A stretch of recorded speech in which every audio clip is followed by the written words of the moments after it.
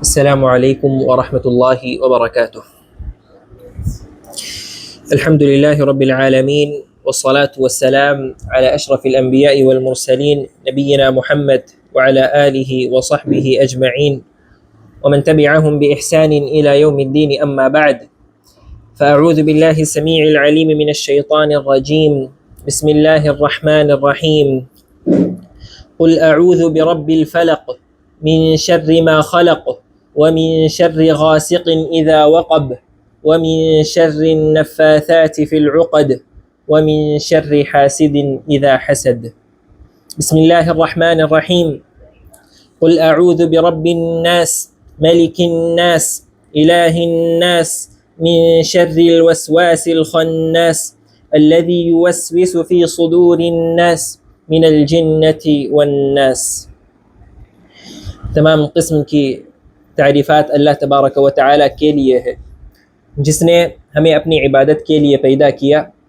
بے شمار درود و سلام ہو تمام انبیاء کرام پر، بالخصوص آخری نبی جناب محمد عربی صلی اللہ علیہ وسلم پر، جنہیں اللہ رب العزت نے رحمت للعالمین بنا کر بھیجا۔ اللہم صلی علی محمد وعلی آل محمد کما صلیت علی ابراہیم وعلی آل ابراہیم انک حمید مجید۔ اللہم بارک علی محمد وعلی آل محمد کما بارکت علی ابراہیم وعلی آل ابراہیم انک حمید مجید۔ معزز حاضرین، اللہ تبارک و تعالیٰ کا ہم پر فضل ہے کہ اس نے ہمیں اس دینی مجلس میں جمع ہونے کی توفیق بخشی۔ اللہ تبارک و تعالیٰ سے دعا ہے کہ وہ ہمیں صحیح بات کہنے، سننے، سمجھنے اور اس پر عمل کرنے کی توفیق دے۔ آج کے درس میں انشاءاللہ دو اہم صورتیں جنہیں ہم موعوذتین یا معوذتین کے نام سے جانتے ہیں، انشاءاللہ اس کی تفسیر کرنے کی میں کوشش کروں گا۔ یہ دو صورتیں بہت ہی اہم صورتیں ہیں، اور یہ دو ایسی صورتیں ہیں جن صورتوں کو ہم بار بار دہراتے ہیں، پڑھتے ہیں، لہذا اس کے معانی سے اور اس کی تفسیر سے واقف رہنا ہمارے لیے ضروری ہے۔ اگر ہم اس صورت کے سبب نزول کے سلسلے میں بات کریں تو بعض اہل علم اس صورت کو مکی مانتے ہیں، یعنی کہتے ہیں کہ یہ صورت یا یہ دو صورتیں، سورۃ الفلق اور سورۃ الناس، یہ ہجرت سے پہلے نازل ہوئی ہیں، اور بعض اہل علم کہتے ہیں کہ یہ دو صورتیں ہجرت کے بعد نازل ہوئی ہیں، یعنی یہ دو صورتیں مدنی صورتیں ہیں۔ اور امام سیوطی رحمۃ اللہ علیہ اور اسی طرح سے شیخ سعدی رحمۃ اللہ علیہ نے بھی کہا ہے کہ یہ دو صورتیں مدنی صورتیں ہیں۔ تو وہ ان دو صورتوں کے سبب نزول بیان کرتے ہوئے کہتے ہیں کہ جب نبی کریم صلی اللہ علیہ وسلم پر سحر کیا گیا، جادو کیا گیا، اور جادو کرنے والا یہ یہودی لبید ابن الاعصم تھا، جب اس نے نبی کریم صلی اللہ علیہ وسلم پر سحر کیا، جادو کیا، اور رسول اللہ صلی اللہ علیہ وسلم پر اس کا اثر ہوا، تو دو فرشتے نبی کریم صلی اللہ علیہ وسلم کے پاس آتے ہیں جب نبی کریم صلی اللہ علیہ وسلم سو رہے ہوتے ہیں، ایک جبریل امین اور جبریل امین کے ساتھ ایک دوسرے فرشتے، اور نبی کریم صلی اللہ علیہ وسلم کو بتایا جاتا ہے کہ وہ ان دو صورتوں کو پڑھے۔ نبی کریم صلی اللہ علیہ وسلم یہ دو صورتیں پڑھتے ہیں، اور جو سحر اور جادو کا اثر نبی کریم صلی اللہ علیہ وسلم پر ہوا تھا وہ ختم ہو جاتا ہے۔ اور اس کی شکل اہل علم یہ بیان کرتے ہیں کہ لبید بن الاعصم نے نبی کریم صلی اللہ علیہ وسلم کے چند بالوں کو اس نے حاصل کر لیا تھا، اور پھر اس میں اس نے 11 گرہ لگائی تھی، اور اس کی وجہ سے نبی کریم صلی اللہ علیہ وسلم پر سحر ہوا، جادو کا اثر ہوا۔ اور اگر ہم سورۃ الناس اور سورۃ الفلق کو دیکھیں تو ان دو صورتوں کی جو کل آیتیں ہیں وہ 11 آیتیں تھیں، 11 آیتیں ہیں، اور جو گرہ لگائی گئی تھی وہ کتنی گرہ تھی؟ وہ بھی 11 گرہ تھی۔ نبی کریم صلی اللہ علیہ وسلم ایک آیت پڑھتے گئے تو ایک گرہ کھلتی گئی، اور اس طرح سے نبی کریم صلی اللہ علیہ وسلم پر جو سحر کا اثر ہوا تھا، جادو کا اثر ہوا تھا، وہ ختم ہوا۔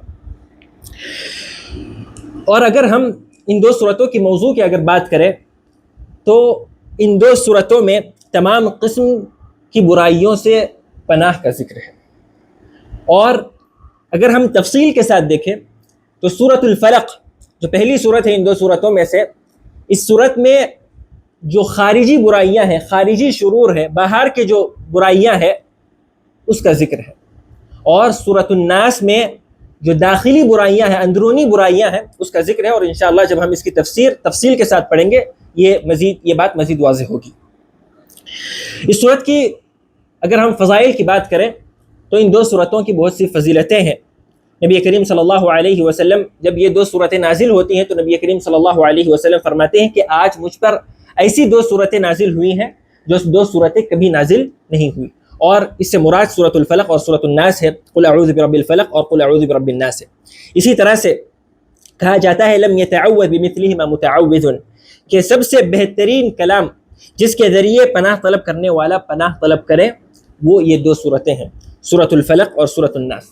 اسی طرح سے جب بھی نبی کریم صلی اللہ علیہ وسلم کو کوئی تکلیف پہنچتی، جب نبی کریم صلی اللہ علیہ وسلم کسی پریشانی میں مبتلا ہوتے تو نبی کریم صلی اللہ علیہ وسلم ان دو سورتوں کو پڑھ کر پھونکا کرتے تھے۔ اسی طرح سے سونے سے پہلے، نماز کے بعد اور صبح شام کے اذکار میں بھی ہم ان دو سورتوں کو پڑھتے ہیں اور ان دو سورتوں کا اہتمام کرتے ہیں۔ اسی طرح سے احادیث میں آتا ہے کہ نبی کریم صلی اللہ علیہ وسلم ان دو سورتوں کو پڑھ کر بچوں پر بھی پھونکا کرتے تھے۔ تو یہ چند باتیں تھیں ان دو سورتوں کی فضیلتوں کے سلسلے میں۔ انشاءاللہ اب ہم ان دو سورتوں کی تفسیر پر نظر ڈالتے ہیں۔ اللہ تبارک و تعالی ارشاد فرماتا ہے اعوذ باللہ من الشیطان الرجیم بسم اللہ الرحمن الرحیم قل اعوذ برب الفلق۔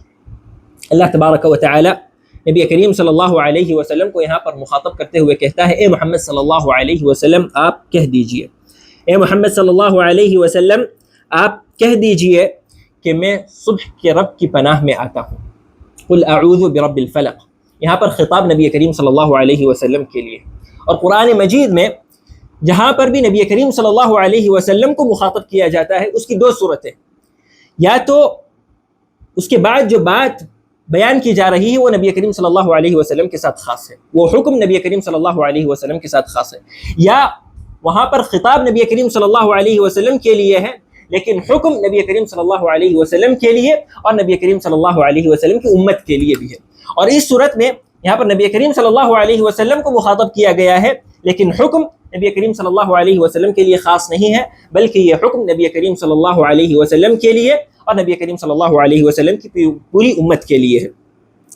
اللہ تبارک و تعالی اس آیت میں نبی کریم صلی اللہ علیہ وسلم کو اور نبی کریم صلی اللہ علیہ وسلم کی پوری امت کو یہ حکم دیتا ہے کہ وہ شر سے پناہ طلب کرے، وہ اللہ تبارک و تعالی کی پناہ طلب کرے، کس سے؟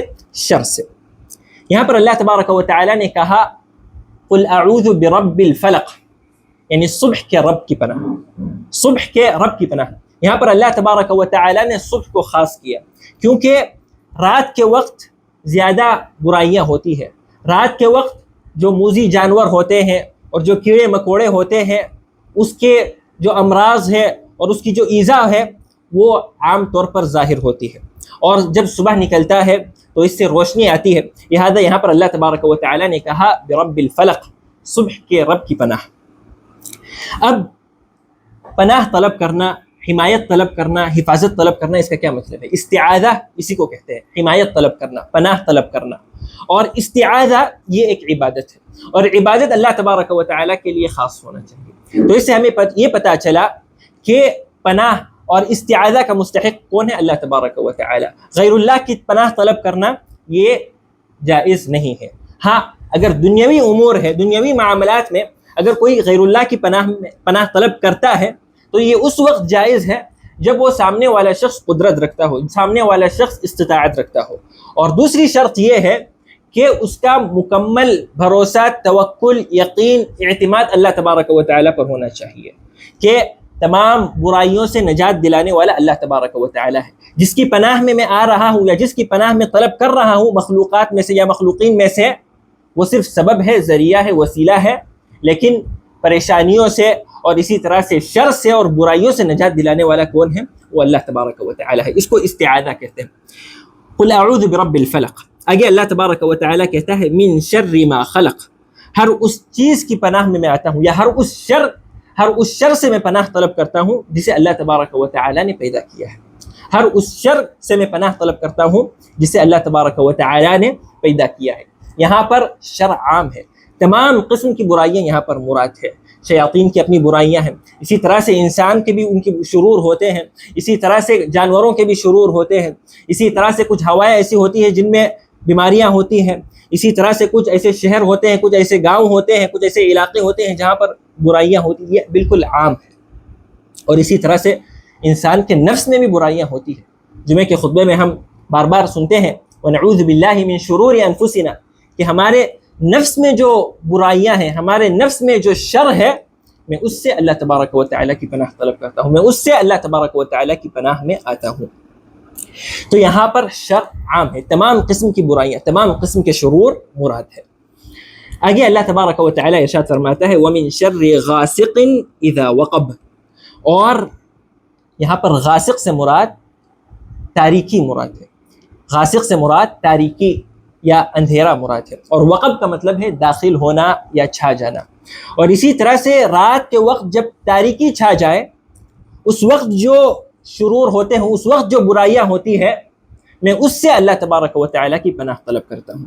یہاں پر اللہ تبارک و تعالیٰ نے رات کو کیوں خاص کیا؟ رات کو اللہ تبارک و تعالیٰ نے اس لیے خاص کیا، جیسا کہ میں نے بتایا کہ رات کے وقت عام طور پر برائیاں زیادہ ہوتی ہیں، اور اسی طرح سے شر کا مادہ یہ رات کے وقت زیادہ پایا جاتا ہے. تو اس لیے یہاں پر اللہ تبارک و تعالیٰ نے رات کو خاص کیا. اسی طرح سے جادوگر، سحر کرنے والے، جادو کرنے والے، وہ زیادہ تر کب کرتے ہیں؟ رات کے وقت ہی کرتے ہیں. لہذا اللہ تبارک و تعالیٰ نے یہاں پر کہا وَمِن شَرِّ غَاسِقٍ إِذَا وَقَبَ. اور اسی طرح سے جب رات کے وقت تاریکی چھا جائے، اس وقت جو شرور اور اس وقت جو برائیاں ہوتی ہے، میں اس سے اللہ تبارک و تعالیٰ کی پناہ میں آتا ہوں. وَمِن شَرِّ النَّفَّاثَاتِ فِي الْعُقَدِ. وَمِن شَرِّ النَّفَّاثَاتِ فِي الْعُقَدِ. نفاثات کا کیا مطلب ہے؟ نفاثات کا معنی ہے پھونکنا، اور عقد کا کیا معنی ہے؟ عقد کا معنی ہے گرہ. اور جو جادوگر ہوتے ہیں ان کا کام کیا ہوتا ہے؟ ان کا سحر اور ان کا جادو دو چیزوں پر مبنی ہوتا ہے. نمبر ایک، وہ گانٹھ باندھتے ہیں، گرہ لگاتے ہیں، اور نمبر دو، وہ اس میں پھونکتے ہیں. یہ دو چیزیں ہوتی ہیں جو کہ جادوگر کرتے ہیں. وہ گانٹھ باندھتے ہیں، گرہ لگاتے ہیں، اور اس میں کچھ شرکیہ کلام پڑھ کر کیا کرتے ہیں؟ پھونکتے ہیں. تو اس آیت میں اللہ تبارک و تعالیٰ کی ہم پناہ طلب کر رہے ہیں، کس سے؟ جادوگروں سے اور جادوگر کے جادو سے اللہ تبارک و تعالیٰ کی پناہ طلب کی جا رہی ہے. اب یہاں پر یہ سمجھنا بھی ہمارے لیے ضروری ہے کہ سحر اور جادو کرنا یہ کبیرہ گناہوں میں سے ہے، بلکہ یہ شرک ہے. یہ شرک ہے کیونکہ جادو یہ اس وقت تک کام نہیں کرتا جب تک کہ جادو کرنے والا جادوگر شیطان کو خوش نہ کرے، اور شیطان اس وقت تک خوش نہیں ہوتا جب تک کہ وہ آدمی اللہ تبارک و تعالیٰ کے ساتھ دوسروں کو شریک نہ کرے، اللہ تبارک و تعالیٰ کے ساتھ شرک نہ کرے. اور دوسری بات سحر اور جادو کے سلسلے میں ہمیں سمجھنے کی ضروری ہے، وہ یہ کہ سحر اور جادو کا اثر یہ اس وقت تک نہیں ہوگا جب تک اللہ تبارک و تعالیٰ کا ارادہ نہ ہو. وَمَا هُمْ بِضَارِّينَ بِهِ مِنْ أَحَدٍ إِلَّا بِإِذْنِ اللَّهِ. اللہ تبارک و تعالیٰ جادوگروں کے بارے میں کہتا ہے کہ سحر اثر کرتا ہے، جادو اثر کرتا ہے، لیکن کب؟ جب اللہ تبارک و تعالیٰ کا ارادہ ہو اور اللہ تبارک و تعالیٰ کی مشیت ہو. اللہ تبارک و تعالیٰ کے ارادے اور مشیت کے بغیر کچھ نہیں ہو سکتا. اور آخری آیت میں اللہ تبارک و تعالیٰ ارشاد فرماتا ہے وَمِن شَرِّ حَاسِدٍ إِذَا حَسَدَ، اور حسد کرنے والے کی برائی سے جب وہ حسد کرے. حسد یہ ایک بڑا گناہ ہے اور ایک مذموم عمل ہے. اور اس کا معنی کیا ہے؟ اس کا معنی یہ ہے کہ آدمی یہ تمنا کرے کہ جس شخص کو اللہ تبارک و تعالیٰ نے کسی انعام سے نوازا ہے، کسی فضل سے نوازا ہے، وہ فضل، وہ انعام، وہ چیز اس سے چھین لی جائے. وہ چیز اور وہ فضل اور وہ انعام اس کے پاس نہ ہو. اور یہ اس لیے بڑا گناہ ہے کیونکہ حسد کرنے والا شخص گویا وہ اللہ تبارک و تعالیٰ کے فیصلے پر راضی نہیں ہوا. کسی کو کچھ دینا یا کسی کو کسی انعام سے نوازنا، یہ کس کا فیصلہ ہوتا ہے؟ یہ اللہ تبارک و تعالیٰ کا فیصلہ ہوتا ہے. اسی لیے اللہ تبارک و تعالیٰ نے کہا ام یحسدون الناس علی ما آتاہم اللہ من فضلہ، کیا یہ لوگوں پر حسد کرتے ہیں اس بنا پر کہ اللہ تبارک و تعالیٰ نے انہیں اپنے فضل میں سے اور اپنے انعام میں سے کچھ عطا کیا ہے. دینے والا اللہ تبارک و تعالی ہے، نوازنے والا اللہ تبارک و تعالی ہے، اور جو شخص حسد کرتا ہے گویا وہ اللہ تبارک و تعالی کے اس فیصلے پر راضی نہیں ہوتا ہے، اور وہ اللہ تبارک و تعالی کے اس فیصلے پر خوش نہیں ہے. تو اگر ہم اس صورت پر نظر ڈالیں تو اس میں ہم اللہ تبارک و تعالی کی پناہ طلب کر رہے ہیں، اللہ تبارک و تعالی کی پناہ میں آ رہے ہیں. کن برائیوں سے، کن چیزوں سے؟ یہاں پر جو چیزیں بیان کی گئی ہے وہ خارجی چیزیں ہیں، مثلا جانور کے شر سے، جادو اور سحر کے شر سے. ان تمام امور کا تعلق کس سے ہے؟ خارج سے ہے، داخل سے نہیں. داخل سے مراد دل، اس کا تعلق دل سے نہیں ہے، صدر سے نہیں ہے، بلکہ کس سے ہے؟ خارجی امور سے ہے. اور اس کے بعد جو سورت ہم پڑھنے جا رہے ہیں سورۃ الناس، اس میں اللہ تبارک و تعالی کی پناہ طلب کی جا رہی ہے. کس سے؟ باطنی امر سے، اندرونی امر سے. اور وہ کون سی چیز ہے؟ شیطان کے وسوسے سے، اور جس کا تعلق دل سے ہے. اللہ تبارک و تعالی ارشاد فرماتا ہے اعوذ باللہ من الشیطان الرجیم بسم اللہ الرحمن الرحیم قل اعوذ برب الناس ملک الناس الہ الناس. ان تین آیتوں پر اگر ہم غور کریں تو یہ بات ہمیں پتہ چلے گی کہ ان تین آیتوں میں توحید کے تینوں اقسام کا ذکر ہے. اللہ تبارک و تعالی ارشاد فرماتا ہے قل اے محمد صلی اللہ علیہ وسلم آپ کہہ دیجئے اعوذ برب الناس، میں لوگوں کے رب کی پناہ میں آتا ہوں. اور یہاں پر توحید کی دو قسموں کا ذکر ہے. نمبر ایک توحید الربوبیہ اور توحید الاسماء والصفات. اللہ تبارک و تعالی ہمارا رب ہے، وہ ہمارا خالق ہے، وہ ہمارا رازق ہے، وہ مدبر ہے، تمام امور کو اور نظام کو چلانے والا ہے. تو الرب یہ اللہ تبارک و تعالی کے اسماء میں سے ہے، اور ربوبیت یہ اللہ تبارک و تعالی کی صفت ہے. آگے اللہ تبارک و تعالی ارشاد فرماتا ہے ملک الناس، جو لوگوں کا بادشاہ ہے. اور الملک اور اسی طرح سے المالک یہ بھی اللہ تبارک و تعالی کے اسماء میں سے ہے. اور ملک یہاں پر یہ اللہ تبارک و تعالی کی صفت ہے، بادشاہت کی صفت. اور آگے اللہ تبارک و تعالی ارشاد فرماتا ہے الہ الناس، جو لوگوں کا الہ ہے، معبود ہے. اور یہاں پر توحید الالوہیہ کا ذکر ہے. تو یہاں پر اللہ تبارک و تعالی کے تین اوصاف کا ذکر ہے. اور آگے اللہ تبارک و تعالی ارشاد فرماتا ہے قل اعوذ برب الناس ملک الناس الہ الناس من شر الوسواس الخناس. کس سے پناہ؟ من شر الوسواس الخناس، وسوسے ڈالنے والے، پیچھے ہٹنے والے کے شر سے. اور اس سے مراد کون ہے؟ اس سے مراد شیطان ہے. وسوسہ ڈالنے والا کون ہے؟ شیطان ہے. پیچھے ہٹنے والا کون ہے؟ شیطان ہے. اور الوسواس اور الخناس کا تفصیلی معنی ہم انشاءاللہ آگے جانیں گے. اب یہاں پر اور ایک نقطہ اہل علم یہ بیان کرتے ہیں کہ دیکھیں کہ جو دلی بیماریاں ہیں، دلی امراض ہے، اور جن کا تعلق دل سے ہے، وہ کتنا اہم ہے. وہ خارجی امور سے بھی زیادہ اہم ہے. اس لیے اللہ تبارک و تعالی نے یہاں پر اپنے تین صفات کا ذکر کیا، برب الناس ملک الناس الہ الناس. اور جب ظاہری بیماریاں یا جو ظاہری شرور کا ذکر کرنا تھا سورۃ الفلق میں، وہاں پر اللہ تبارک و تعالی نے اپنی صرف ایک ہی صفت کا ذکر کیا ہے، قل اعوذ برب الفلق، ربوبیت کا ذکر کیا. اور پھر جو ظاہری اور خارجی شرور ہے، برائیاں ہیں، اس کا اللہ تبارک و تعالی نے ذکر کیا. لیکن جب باطنی اور دل کی جو برائیاں ہیں اور بیماریاں ہیں اس کے ذکر کرنے کی بات آئی تو اللہ تبارک و تعالی نے اپنے تین صفات کا ذکر کیا، ملک الناس، قل اعوذ برب الناس ملک الناس الہ الناس من شر الوسواس الخناس. وسوسے ڈالنے والے اور پیچھے ہٹنے والے کی شر سے میں اللہ تبارک و تعالی کی پناہ میں آتا ہوں. اب الوسواس سے مراد شیطان ہے. وسوسہ کا کیا مطلب ہے؟ اہل علم بیان کرتے ہیں کہ وسوسہ کا معنی ہے الصوت الخفی، ہلکی آواز کو وسوسہ کہتے ہیں. اور شیطان کا کیا کام ہوتا ہے؟ شیطان بالکل مخفی طریقے سے اور اسی طرح سے نہایت ہی غیر محسوس طریقے سے وہ لوگوں کے دلوں میں برائیاں ڈالتا ہے. وہ لوگوں کو برائیوں کا حکم دیتا ہے یا برائیوں کی ترغیب دلاتا ہے. اس لیے شیطان ہمارے دلوں میں جو خیالات ڈالتا ہے اس کو ہم کیا کہتے ہیں؟ اس کو ہم وسوسہ کہتے ہیں. اور اسی طرح سے وسوسہ کا ایک معنی اہل علم یہ بھی بیان کرتے ہیں تحسین الشر و تقبیح الخیر.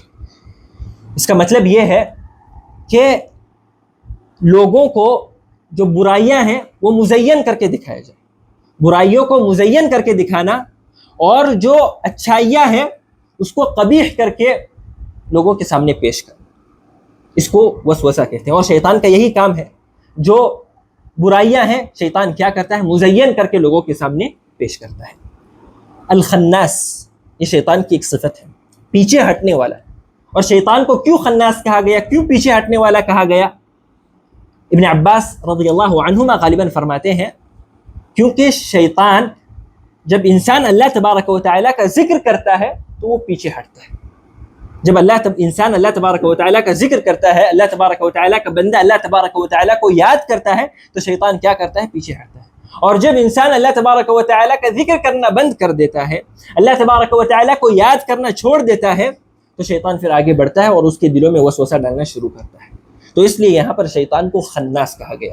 اور یہاں پر شیطان سے، اور شیطان جو وسوسہ ہمارے دلوں میں ڈالتا ہے، اس سے پناہ طلب کی جا رہی ہے اللہ تبارک و تعالیٰ کی۔